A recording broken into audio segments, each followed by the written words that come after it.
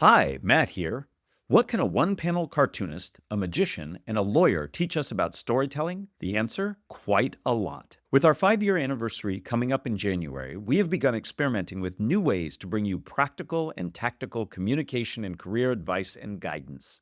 This week, we're debuting a 2-part miniseries on storytelling from non-traditional storytellers. Not only does this miniseries provide super useful information, but we try out a new format too. As an added bonus, our Think Fast, Talk Smart premium supporters get access to full interviews from some of our mini-series guests. Stay tuned for more exciting content in the coming weeks and months. Writing a story without thinking about your audience first is like writing a love letter and addressing it to whom it may concern. Ken Hamer, who originated that quote, is right on. If we don't know our audiences, we can't connect our story to them. We can't make it engaging. A story will fall flat if it doesn't have a targeted audience. My name is Matt Abrahams, and I teach strategic communication at Stanford Graduate School of Business. Welcome to Think Fast, Talk Smart, the podcast. I am so excited to be back for our second episode in our unconventional, non-traditional storyteller series.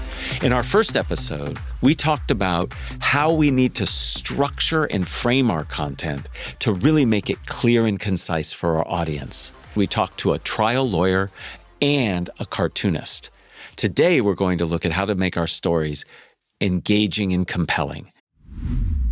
Before we get started, I'd like to invite you to join our growing community from around the globe by subscribing to Think Fast, Talk Smart Premium.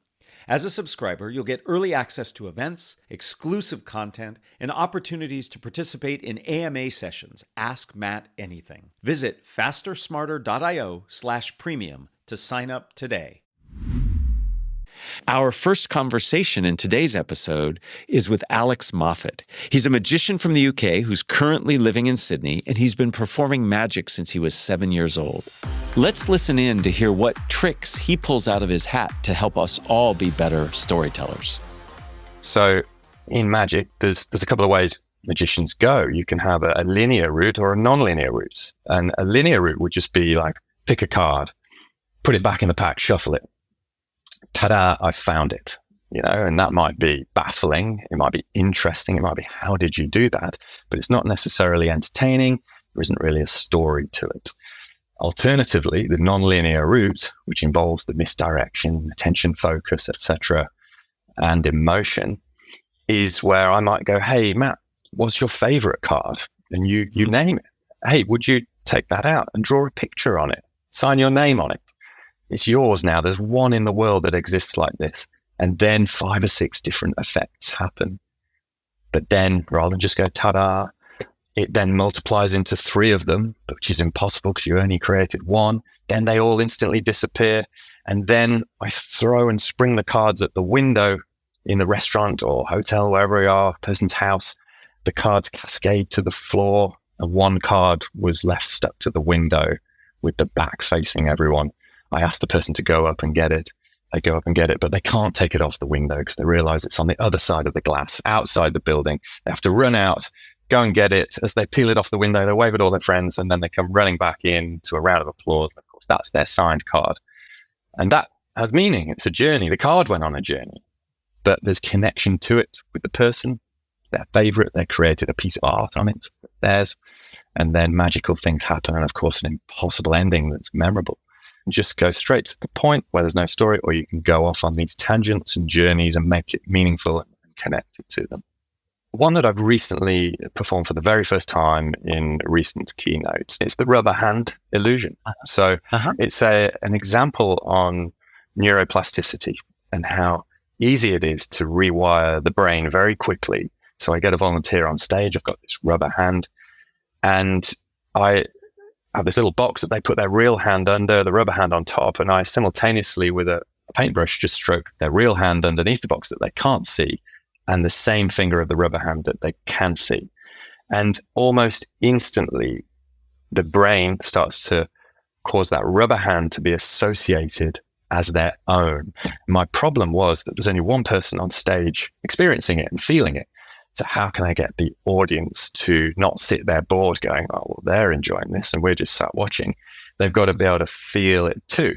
So I've moved into things where I ask them if they feel like they could raise their finger, would it raise on a rubber hand? And they go, it does feel like I could move this hand. And then I ask them to just move their left index finger, and then the rubber hand index finger moves up by itself as they are doing it. And so that freaks them out, but freaks the audience out, of course, because it's this loose rubber hand that I've shown. Alex is a true master of engagement. To me, engagement is all about sustaining people's attention. Attention is the most precious commodity we have in the world today. And if you can keep that attention, you have somebody engaged. And as a magician, it's all about managing attention. And you can hear the level of detail and thought that Alex puts into it. And he leverages story to help his audience focus their attention and be engaged. There are many ways to engage an audience. You can engage an audience through description, vivid description. You can engage an audience by playing with their curiosity and surprise, and certainly Alex does both. You can also leverage physicality. If you see a magician on stage, there's movement. He's moving around. He's asking you to watch things, so that physicality gets you engaged. There's the language you use. Is it inclusive? Using the word you, us, or we. Getting people to envision things in their mind, as Alex often does, through asking questions. These are powerful tools to help your audience get engaged. Now, we don't have to be a performer on a stage. We can leverage these tools in a meeting. We can leverage the storytelling best practices in our everyday conversation. Bringing your audience into that moment, helping them see it, feel it, that's what gets engagement. It's also critical when engaging our audience to make sure that we are efficient with people's time. And we have to be clear and concise. And that's where our conversation with Kudzi Chikumbu, who's the head of creator marketing at TikTok and an influencer who goes by the name Sir Candleman, where he focuses on fragrance and beauty. In a world of short form video, which, where TikTok started, you can actually upload longer videos on TikTok as well, over a minute and more. But I still find what keeps people engaged in the story, whether it's 15 seconds, 30 seconds, 1 minute, 5 minute, 10 minute plus, is the same thing. You need to make every second count, which used to be the old TikTok lingo and motto. Now it's inspire creativity and bring joy. But in 15 seconds, that same hero's journey applies to 10 minutes, meaning in 15 seconds, what people want to know is, what is this video about? What is the problem? Why are you the person to tell me? And how can you help me? Find the perfect fragrance for when you are out on the town and trying to find a boyfriend. And I'm Sir Candleman, your fragrance curator. They know I'm the expert. I'm going to tell them this thing. These are 3 fragrances. Buy this one because X, Y, Z. I can do that in 30 seconds, but I can also give you a deep dive of fragrance for an hour. Same applies to marketers. You can do the 15-second, 30-second cut, 60-second ad spot, which should effectively help people understand like what your product or service is and why they should engage with it. Or you can do the big brand story documentary, big creative exercise, but should still do the same thing. So in all of those things, back to make every second count, no part of that video, whether 15 seconds or 15 minutes, should be wasted time. I'm wondering if you can just summarize for us, what are the key ingredients from your perspective of a good story? I would say a good story has a strong hook or reason to be listened to or heard. I think it has a strong entry point for the listener, the viewer, the reader to find themselves in the story. It has enough conflict or a challenge that they're trying to solve, so a problem for this person. And then it has a clear arc and resolution where you help them achieve the thing you promised in the beginning or refer them on to someone else. So especially in short form video land, to make this example concrete, or social media, wherever people are posting, when people come across your post or video, why must I stop? Like, what is there that's making me stop? To who are you and how do I relate to you? Meaning that I want to watch and learn more. And 3, how are you helping me solve whatever it is that I came to you for, or entertain me, inspire me, inform me? And then 3, do I actually get to that resolution? So those are the key parts. You can do them fast, you can do them slow. And I would say for people looking for a bonus tip, especially in a world where there's so much content online and you want to shine through, you need to have personality. And people would be like, what does that mean? It means you just need to be your authentic self. By that, I mean like truly be passionate and truly speak in the way you speak, in the way that other people don't speak. It's okay to show yourself in the way that other people don't see, because that's how you cut through so much of the same content. Otherwise, you're just another video in a deluge of videos. The other thing that Kudzi does, and I have a little insight as a former student of mine, he is amazingly authentic. He is who he is, regardless of if he's in his role as the head of creator marketing at TikTok or if he's in the role of Sir Candleman. He is who he is, and authenticity is really important. We connect with people we see as real, not people who are putting on pretense or hiding behind something. So it's not just the story you tell, it's the authenticity you bring to the story. And that's true in any kind of messaging. If you are trying to be persuasive, if you're trying to be inspirational, being authentic really, truly can help. And that in and of itself is the definition of engagement. He's got the attention, and we see in his stories and his information ourselves. And that's really a powerful way of engaging. Another powerful way of engaging is to really focus in on how you deliver the message you deliver. And no one is better at focusing on delivery and timing than stand-up comedians. Our final conversation is with Orlando Leyba, who is a stand-up comedian. He has performed multiple times on The Tonight Show with Jimmy Fallon, and he's not only funny, but he actually tells stories that matter and finds the humor in them, and he does so in a very descriptive way that really pulls us in. Let's hear a story that Orlando tells that's not only funny, but educational. The story goes, I'm on the road. I fly home to visit my mother. I grew up in South Florida, tropical place. Some people feel like they need to have a passport when they're in South Florida. And I decide to drive around the old neighborhoods. I borrow my mother's car, and I get pulled over by the cops. Nothing new that happens, you know? What was strange about this cop was that it was a bicycle cop. Right. And I didn't know they could do that. I didn't know they could pull cars over. I thought they were strictly sidewalk action. Right. Maybe someone's getting away by the mall, and I didn't know they could do that. He knocked on my window, scared the bejesus out of me, right. And he yelled at me, "Pull it over." He had a little light. So I pulled it over. Right. When I pulled over, he finally pulls up next to me. I rolled down my window. He had the typical cop talk. He was talking the cop talk. Right. And he was like, do you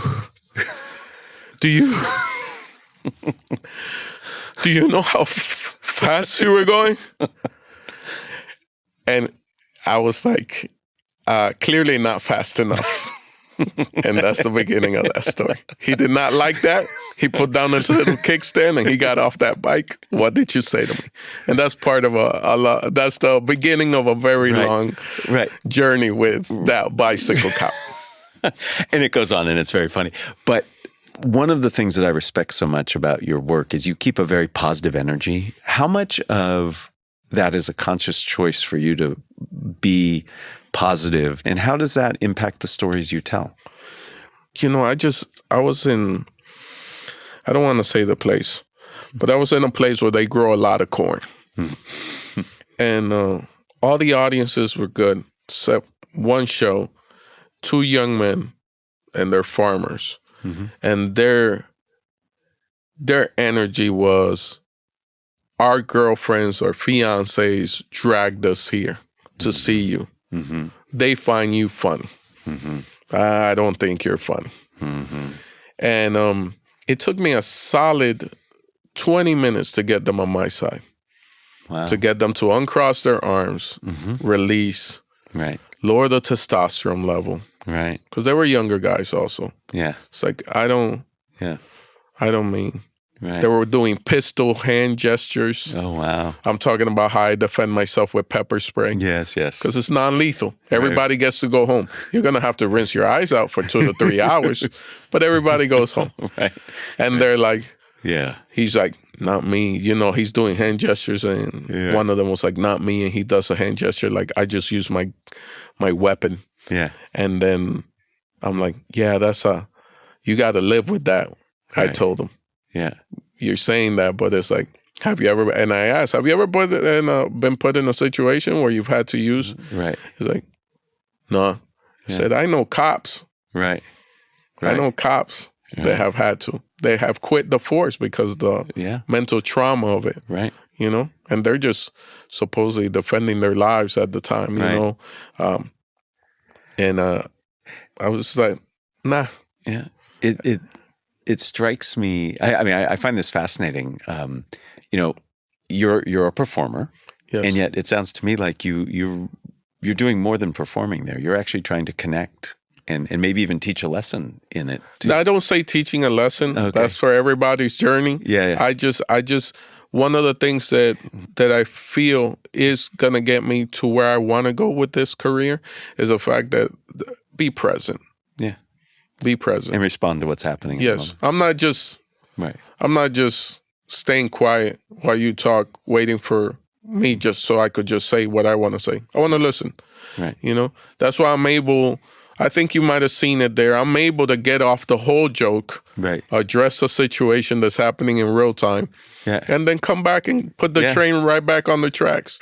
We talk about storytelling, and we've talked a lot in this episode and the one prior about story, but it's also about the telling. And I think he is a great example of how you have a strong presence, and even talks about it, how he has to be present and listen and in the moment, because his audience is not just responding to him, he's responding to them. That's what true engagement is. It's where both parties are equally involved. He varies his voice. He slows his pace. He speeds it up.